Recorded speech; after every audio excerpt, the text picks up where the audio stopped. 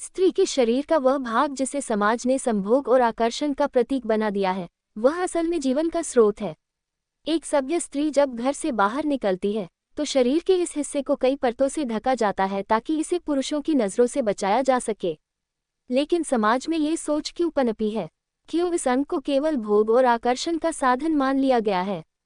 समाज ने स्त्री के स्तनों को केवल एक सौंदर्य प्रतीक या संभोग के लिए उपयोगी अंग के रूप में देखा है।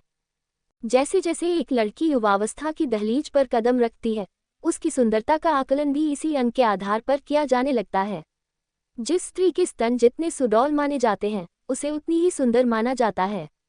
लेकिन विडंबना यह है कि जो चीज़ सुंदर होती है, उसे समाज ने छिपाने की चीज़ बना दिया है, और जो चीज़ छिपाई जाती है, उसे पाने की लालसा और अधिक बढ़ जाती है।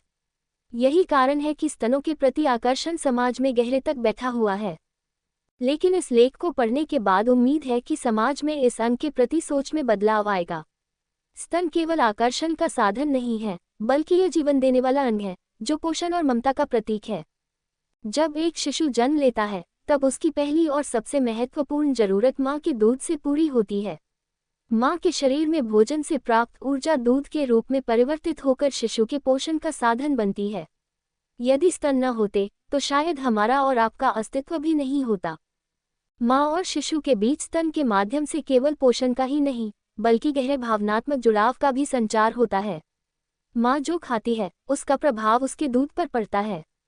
यदि माँ को सर्दी हो, खट्टा खाने से पेट खराब हो, तो उसका असर शिशु पर भी पड़ता है। ये संबंध केवल शरीर का नहीं है, बल्कि यह एक गहरे आत्मिक और जैविक संबंध का उदाहरण है, जिसमें शिशु की हर जरूरत माँ के शरीर से जुड़ी होती है। माँ का शरीर शिशु की हर आवश्यकता को समझता है और उसी अनुसार दूध का उत्पादन करता है। यह एक जैविक प्रक्रिया है जिसमें माँ और शिशु के बीच हार्मोनल संचार होता है, जिससे उनका भावनात्मक जुड़ाव गहराता है।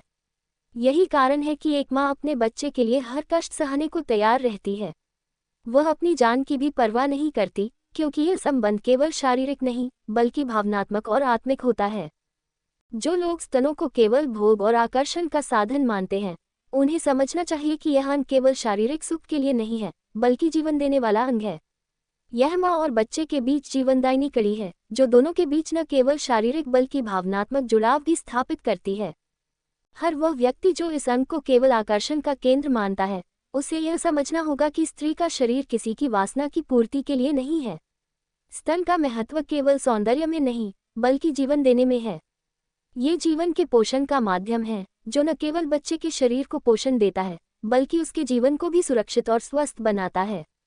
समाज को यह समझना होगा कि स्तन केवल शारीरिक आकर्षण का माध्यम नहीं है, बल्कि यह जीवनदायिनी का प्रतीक है। माँ और शिशु के बीच इस विशेष अंग का महत्व असीमित है, जिसे केवल भोग की वस्तु के रूप में नहीं देखा जाना चाहिए।